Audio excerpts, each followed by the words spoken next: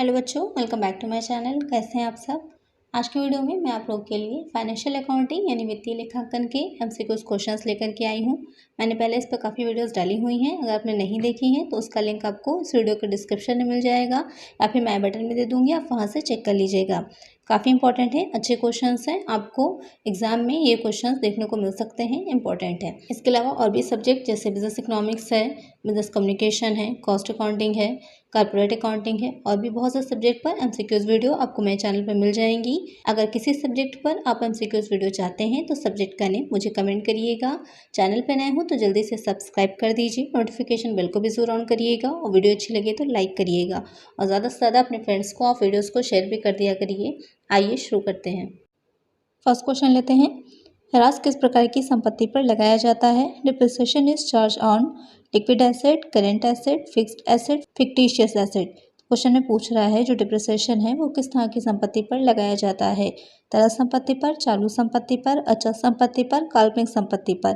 तो जो डिप्रिसिएशन होता है, क्या होता है कि समय के साथ साथ जैसे कि वस्तु हमारे पास होगी, धीरे धीरे क्या होता है उसके मूल्य में कमी आती चली जाती है। जैसे कि कोई आप स्कूटी खरीदते हैं, कोई व्हीकल खरीदते हैं तो देखते होंगे कुछ दिन बाद जिस मूल्य पर, जिस वैल्यू पर आपने उसे परचेज किया था, अगर आप दोबारा से उसे सेल करिएगा तो उसी वैल्यू पर नहीं बिकती। क्यों नहीं बिकती? क्योंकि उसमें डिप्रिसिएशन हो जाता है, उसका जो मूल्य होता है वो घट जाता है। तो वो किस तरह की संपत्ति पर ही लगेगा? वो हो जाएगी अचल संपत्ति, फिक्स्ड एसेट। जो फिक्स्ड एसेट्स होती हैं केवल उन पर ही डिप्रिसिएशन लगता है, उसे आप स्थायी संपत्ति या अचल संपत्ति भी कहते हैं। तो यहाँ पर करेक्ट आंसर हो जाएगा ऑप्शन सी। नेक्स्ट क्वेश्चन है, मूल्यह्रास किसके कारण उत्पन्न होता है? Depreciation arises due to wear and tear in assets, obsolescence, flux of time, all of the above. तो क्वेश्चन में पूछ रहा है जो किसी भी वस्तु के मूल्य में जो ह्रास होता है वो किस कारण से होता है? संपत्ति में टूट फूट की वजह से। बिल्कुल, अगर संपत्ति को हम यूज़ कर रहे हैं, एसेट को किसी को यूज़ करेंगे तो क्या होता है उसमें टूट फूट भी होती है। इस वजह से क्या होता है उसमें डिप्रिसिएशन आता है। अप्रचलन यानी कि वो वस्तु अब क्या है, अब यूज़ में नहीं आ रही है, वो मॉडल बहुत पुराना हो गया है। नए नए आप देखते होंगे कि फ़ौरन ही क्या होता है, एक मॉडल आया फ़ौरन ही वो जो है पुराना हो जाता है, नया मॉडल आ जाता है। समय का प्रभाव काफ़ी टाइम पुरानी हो जाने की वजह से भी धीरे धीरे से समय बीतता जाता है, वो वस्तु की मूल्य कम होता चला जाता है। तो इस तरह ये तीनों ही कारण हो जाते हैं मूल्यह्रास के। तो यहाँ पर करेक्ट आंसर हो जाएगा option D, all of the above. Next question है, ह्रास की किस पद्धति के अंतर्गत ह्रास का एक निश्चित प्रतिशत प्रतिवर्ष हर वर्ष पुस्तक मूल्य पर लगाया जाता है? Under which method of providing depreciation of fixed percentage of depreciation is applied every year on the book value? Depreciation fund method, insurance policy method, return down value method, straight line method. Question में पूछ रहा है कि ह्रास की कौन सी पद्धति होती है जिसमें जो ह्रास लगाया जाता है, डिप्रिसिएशन लगाया जाता है, एक फिक्स परसेंटेज होती है, उस फिक्स परसेंटेज से पुस्तक मूल्य पर यानी कि बुक वैल्यू से डिप्रिसिएशन लगाया जाता है। तो वो हो जाएगा आपका रिटर्न डाउन वैल्यू मेथड यानी कि अप्लिकेट मूल्य विधि। तो यहाँ पर करेक्ट आंसर हो जाएगा ऑप्शन सी। नेक्स्ट क्वेश्चन है, मूल्यह्रास की अवक्षय विधि निम्नलिखित पर लागू होती है? Depletion method of depreciation is applicable to current asset, fictitious asset, intangible asset, wasting asset. Question में पूछ रहा है जो अवक्षय विधि होती है ह्रास की, डिप्रिसिएशन की, वो कहाँ पर लागू होती है, किस संपत्ति पर लगाई जाती है?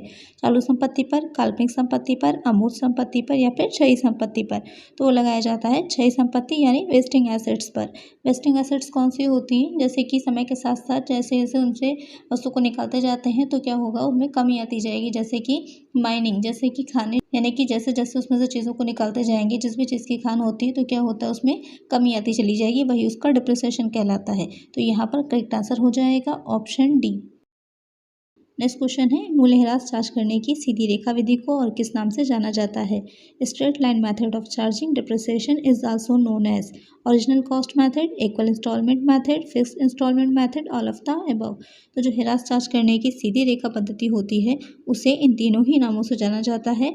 उसे मूल्याङ्कित विधि भी कहते हैं, समान किस्त विधि भी, निश्चित किस्त विधि भी। तो यहाँ पर करेक्ट आंसर हो जाएगा option D, all of the above. Next question है, निम्नलिखित में से किस संपत्ति पर ह्रास नहीं लगाया जाता? Which of the following asset is generally not depreciable? Land, plant and machinery, building, office furniture. तो कौन सी ऐसी संपत्ति है, कौन सी ऐसी एसेट है जिस पर डिप्रिसिएशन नॉर्मली नहीं लगता है? भूमि, संयंत्र मशीनरी, भवन, कार्यालय, फर्नीचर। तो वो हो जाएगा भूमि या फिर लैंड। जो भूमि होती है उस पर डिप्रिसिएशन ह्रास नहीं चार्ज किया जाता। तो करेक्ट आंसर हो जाएगा ऑप्शन ए। नेक्स्ट क्वेश्चन है हिरास खाता है depreciation account is a personal account, real account, nominal account, natural account. जो है वो क्वेश्चन पूछ रहा है जो डिप्रिसिएशन होता है वो किस तरह का अकाउंट है, किस तरह का खाता होगा, व्यक्तिगत खाता होगा, वास्तविक खाता होगा, नाम मात्र का खाता होगा या फिर प्राकृतिक खाता होगा। तो जो डिप्रिसिएशन होता है वो नाम मात्र का खाता यानी कि नॉमिनल अकाउंट है। तो यहाँ पर करेक्ट आंसर हो जाएगा ऑप्शन सी। नेक्स्ट क्वेश्चन है interest on partners loan is paid at the rate of. साझेदारों के ऋण पर ब्याज का भुगतान किस दर से किया जाता है? 4% per annum, 6% per annum, 10% per annum, 5% per annum. यानी कि क्वेश्चन आपसे पूछ रहा है जो पार्टनर्स होते हैं, पार्टनरशिप आपने पढ़ी होगी, तो पार्टनर्स जो होते हैं उनसे जो लोन लिया जाता है उस पर इंटरेस्ट किस रेट से दिया जाएगा उन्हें। तो यहाँ पर जो उन्हें इंटरेस्ट दिया जाता है वो 6% पर दिया जाता है, 6% प्रतिवर्ष की दर से। तो यहाँ पर करेक्ट आंसर हो जाएगा ऑप्शन बी। नेक्स्ट क्वेश्चन है पूंजी पर ब्याज की गणना किस पूंजी पर की जाती है? Interest on capital is calculated on the opening capital, closing capital, average capital, closing capital minus drawings. Question में पूछ रहा है जो पूंजी पर ब्याज दिया जाता है इंटरेस्ट ऑन कैपिटल है तो उसके लिए कौन सी पूंजी ली जाती है, कौन सी कैपिटल ली जाती है जिस पर हम इंटरेस्ट निकालते हैं? प्रारंभिक पूंजी, अंतिम पूंजी, औसत पूंजी, अंतिम पूंजी माइनस आहरण। तो वहाँ पर जो प्रारंभिक पूंजी होती है, ओपनिंग कैपिटल होती है, उसको लिया जाता है ब्याज की गणना करने के लिए। तो यहाँ पर करेक्ट आंसर हो जाएगा ऑप्शन ए। नेक्स्ट क्वेश्चन है लाभ के वितरण के लिए साझेदारी फर्म द्वारा कौन सा खाता तैयार किया जाता है? Which account is prepared by partnership firm for the distribution of profit? Profit and loss account, profit and loss appropriation account, partners loan account, income and expenditure account. तो क्वेश्चन पूछ रहा है कि जो साझेदारी फर्म होती है, पार्टनरशिप फर्म होगी, तो वो लाभ के वितरण के लिए कौन सा अकाउंट बनाती है? लाभ और हानि खाता, लाभ और हानि विनियोजन खाता, साझेदारों का ऋण खाता या फिर आय और व्यय खाता। तो जो फर्म होगी वो बनाएगी लाभ और हानि विनियोजन खाता, profit and loss appropriation account. तो यहाँ पर करेक्ट आंसर हो जाएगा ऑप्शन बी। नेक्स्ट क्वेश्चन है in the absence of partnership deed partners are entitled to receive interest on capital. स्पष्ट समझौते के अभाव में साझेदार किस दर पर पूंजी पर ब्याज पाने के अधिकारी हैं? 4% per annum, 5% per annum, no interest, 10% per annum. तो क्वेश्चन पूछ रहा है कि अगर स्पष्ट रूप से कोई भी समझौता नहीं किया गया है तो ऐसी दशा में जो साझेदार होते हैं उनको पूंजी पर कितना ब्याज दिया जाएगा? तो यहाँ पर उन्हें पूंजी पर किसी भी तरह का कोई ब्याज नहीं दिया जाता अगर किसी भी तरह का कोई समझौता नहीं किया गया है। तो यहाँ पर जो करेक्ट आंसर होगा वो हो जाएगा option C, no interest. Next question है साझेदार का स्थायी पूंजी खाता हमेशा दिखाता है। Partners fixed capital account always shows a credit balance, debit and credit balance, a debit balance, either debit or credit balance. यानी कि जो साझेदार द्वारा पूंजी खाता बनाया जाता है, फिक्स्ड कैपिटल अकाउंट बनाया जाता है, वो किस तरह का शेष को दिखाएगा? तो वो हमेशा क्रेडिट शेष को ही दिखाता है। तो जो इस आपके जो साझेदारी के मेथड्स होते हैं तो दो तरह के हो जाएंगे। जो इसमें स्थायी पूंजी विधि होती है फिक्स्ड कैपिटल मेथड और दूसरा हो जाता है फ्लक्चुएटिंग कैपिटल मेथड। तो जो स्थायी पूंजी विधि यानी फिक्स्ड कैपिटल मेथड होगा उसमें दो आ जाएंगे, दो तरह के खाते, एक होता है कैपिटल अकाउंट, दूसरा हो जाता है करेंट अकाउंट। उसमें जो कैपिटल अकाउंट होता है वो हमेशा क्रेडिट बैलेंस ही दिखाएगा। तो यहाँ पर करेक्ट आंसर हो जाएगा ऑप्शन ए।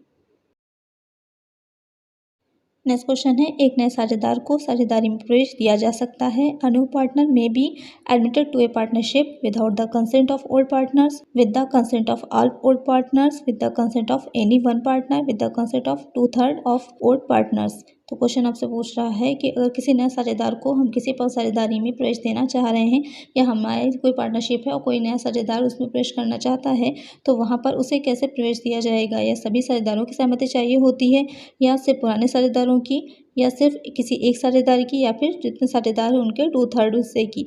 तो यहाँ पर सभी पुराने साझेदारों की सहमति से ही उसे साझेदारी में प्रवेश दिया जा सकता है। तो यहाँ पर करेक्ट आंसर हो जाएगा option B, with the consent of all old partners.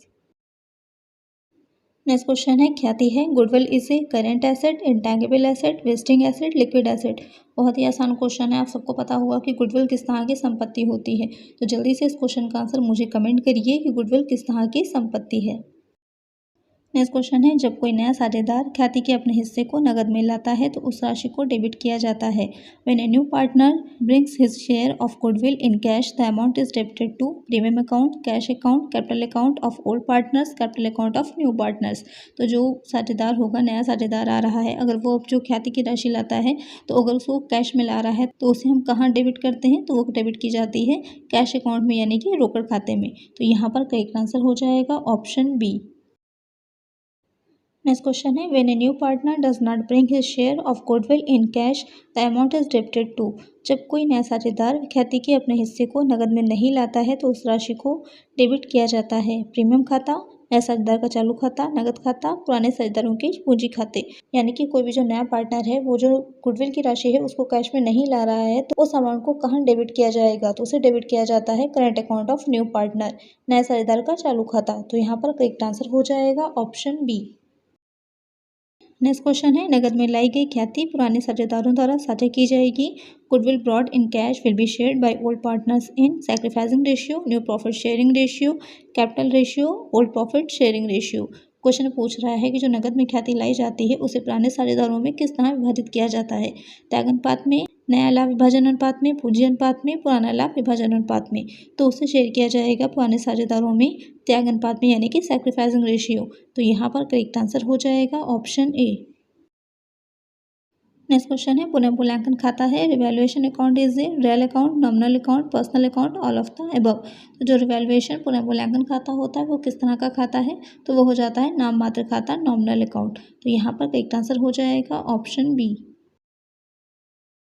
Next question है पुनः मूल्यांकन पर लाभ किसके पूंजी खाते में जमा नहीं किया जाता है। Profit on revaluation is not credited to the capital account of sacrificing partners, new partner, old partner, none.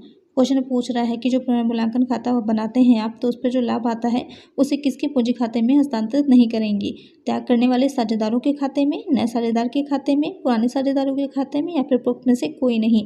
तो उसे पुराने साझेदारों के खाते में तो ट्रांसफ़र किया जाता है लेकिन जो नया साझेदार न्यू पार्टनर होता है उसके खाते में उसे ट्रांसफ़र नहीं करते। तो यहाँ पर करेक्ट आंसर हो जाएगा ऑप्शन बी। या इस तरह से कह सकते हैं तो नया साझेदार होता है वो इसके लिए हिस्सेदार नहीं होगा। नेक्स्ट क्वेश्चन है निम्नलिखित में से कौन सी ख्याति की गणना की एक विधि है। Which of the following is a method of calculation of goodwill. Average profit method, super profit method, capitalisation method, all of the above. तो ख्याति की गणना की विधि कौन सी है इसमें से, तो एवरेज प्रॉफिट मेथड भी होता है, सुपर प्रॉफिट मेथड भी होगा, कैपिटलाइजेशन मेथड भी होता है। इसके अलावा एक और मेथड होता है एन्युटी मेथड यानी कि वार्षिकी विधि। तो यहाँ पर ये तीनों ही क्या हो जाएंगी, ख्याति की गणना की विधियाँ हैं। तो यहाँ पर करेक्ट आंसर हो जाएगा option D, all of the above. आज की वीडियो में इतना ही, मिलते हैं नेक्स्ट वीडियो में कुछ और नए क्वेश्चंस के साथ। अगर वीडियो अच्छी लगी हो तो लाइक कर दीजिएगा, चैनल पर नए हो तो सब्सक्राइब कर लीजिएगा, नोटिफिकेशन बेल को भी ज़रूर ऑन करिएगा और ज़्यादा से ज़्यादा फ्रेंड्स के साथ शेयर कर दीजिएगा। Thank you.